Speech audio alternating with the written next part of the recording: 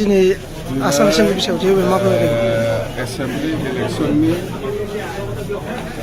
समस्ति wise भट साननाय हाबाफारिया जागासिनो दङ आरो बिटिसि हिसाबै जोङो 15थाखौबो आसा खालामदोंमोन बिटिसि समस्तियाव देरहाजोबगोन होननानै, खिन्थु दा जिखिनि नुनो मोन्दों क'क्राझारा समस्ति हिसाबै बहुद गाहायाव दङ। जोंनि बिपिएफ हान्जाया कंग्रेसआ आगोलनानै दङ। जेन हक बेखौ जोङो बियो रायजोनि रायजोनि खोथाखौ जोङो खोनासंनांगोन। जिहेतु क'क्राझारा हिसाबै जोङो आसा खालामदोंमोनब्लाबो दासिमाव खोब गाहायाव दं जोंनि बिपिएफ हान्जानि साननाय बादि जायाखै। जेन हक जेखियानो जाया मानो बिजेपि हान्जानि दैदेननायाव दिनै सरकार जागोना खाथां जाबाय, 100% जाबाय। स्पष्ट खोथा बेनो। आरो बाखि जोङो 15थानि गेजेराव 14थायाथ' 100% सियर जानांगौ। जिहेतु एनडिए सरकार जानो थांगासिनो मा फोरमायगोन?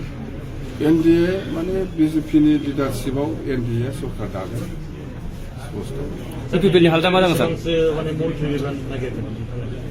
जोङो मन्थ्रिजों खोथा गैया।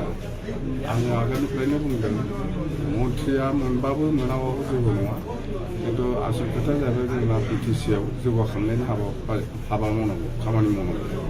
बेसो आंनि आसल उद्देश्य।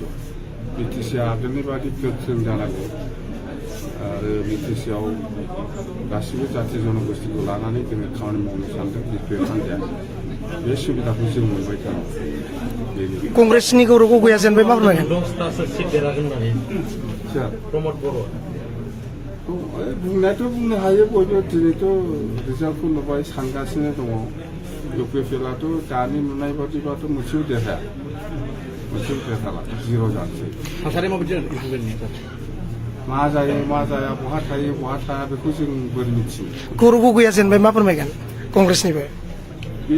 बेखौनो बुंदों आङो, रायजोनि मतामतखौ नोङो दाननो हाया। रायजोआ जेखौ राय होयो बेखौ जों मानिनांगोन। गौरव गगैल' नङा, बहुद गिदिर गिदिर नेतायाबो जेननो हागौ। बेयो रायजोनि सायाव सोनारो। नों मा मावनो नागिरदों, नोंनि भिजना मा, फिउचाराव नों मा मावगोन, नों मारै लांनो नागिरदों गासिबो जाथि जनगोष्ठीखौ, बेनि सायाव सोनारो।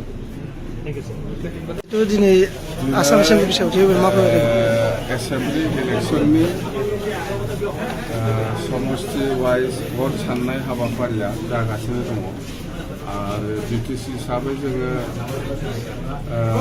15थाखौबो आसा खालामदोंमन बिटिसि समस्तियाव देरहाजोबगोन होननानै, खिन्थु दा जिखिनि नुनो मोन्दों क'क्राझारा समस्ति हिसाबै बहुद गाहायाव दङ जोंनि बिपिएफ हान्जाया, कंग्रेसआ आगोलनानै दङ।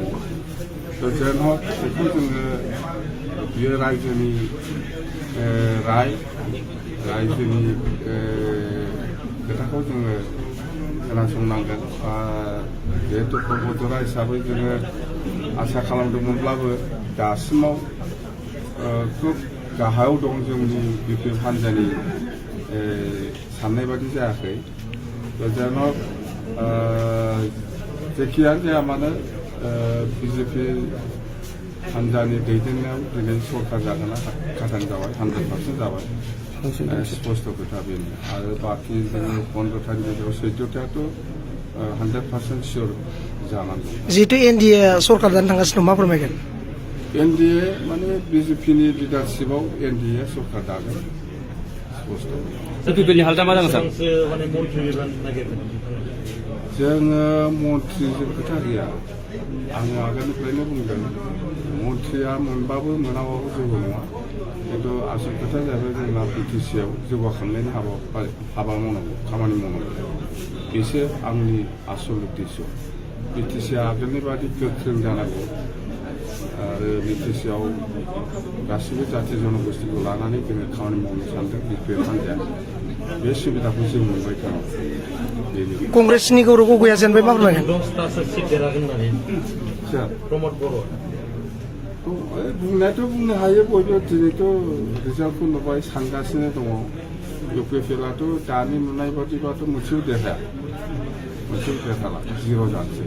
थासारिया माबायदि मा जायो मा जाया बहा थायो बहा थाया बेखौ जों बोरै मिथियो गौरब गगैया जेनेबा मा फोरमायगोन कंग्रेसनिफ्राय बेखौनो बुंदों आङो रायजोनि मतामतखौ नोङो दाननो हाया रायजोआ जेखौ राय होयो बेखौ जों मानिनांगोन गौरब गगैल' नङा बहुद गिदिर गिदिर नेतायाबो जेननो हागौ बेयो रायजोनि सायाव सोनारो